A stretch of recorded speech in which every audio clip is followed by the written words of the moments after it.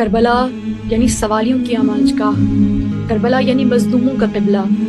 کربلا یعنی حسین کی وہ سرزمین کہ جس کی جانب ہر شخص چاہتا ہے کہ اس کی زیارت کم از کم زندگی میں ایک مرتبہ کرے۔ اور حدیث میں آیا ہے کہ جو شخص صاحب مال ہو، جو شخص صاحب استطاعت ہو، اسے چاہیے ہر سال کم از کم ایک مرتبہ زیارت کربلا ضرور کرے۔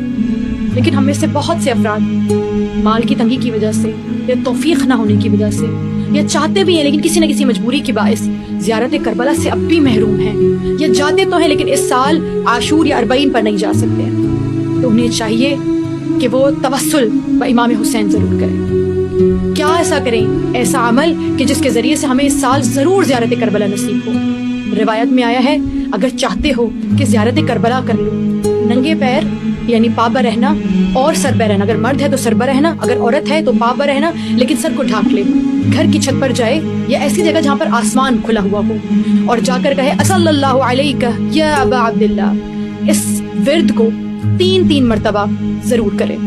تو وہ دیکھے گا کہ جلد سے جلد اسے کربلا کی زیارت کا پروانہ ضرور نصیب ہوگا۔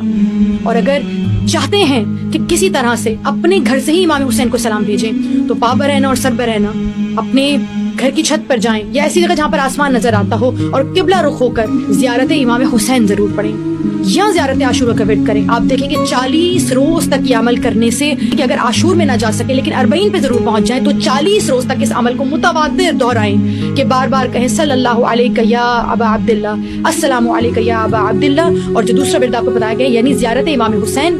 زیارت وارثہ بھی جسے کہا جاتا ہے، اور زیارت عاشورہ سب سے زیادہ مقدم اور سب سے زیادہ بہترین عمل زیارت عاشورہ کا ہے۔ زیارت عاشورہ کو 40 دن تک متواتر کھلے آسمان کے نیچے پیر برہنا پڑیے، آپ دیکھیں گے جلد سے جلد کربلا کی زیارت کا پروانہ حضرت ابوالفضل عباس خود آپ کا نام لکھیں گے اور آپ تک پہنچائیں گے، اور انشاءاللہ ہم سب کو زیارت کربلا ضرور نصیب ہوگی۔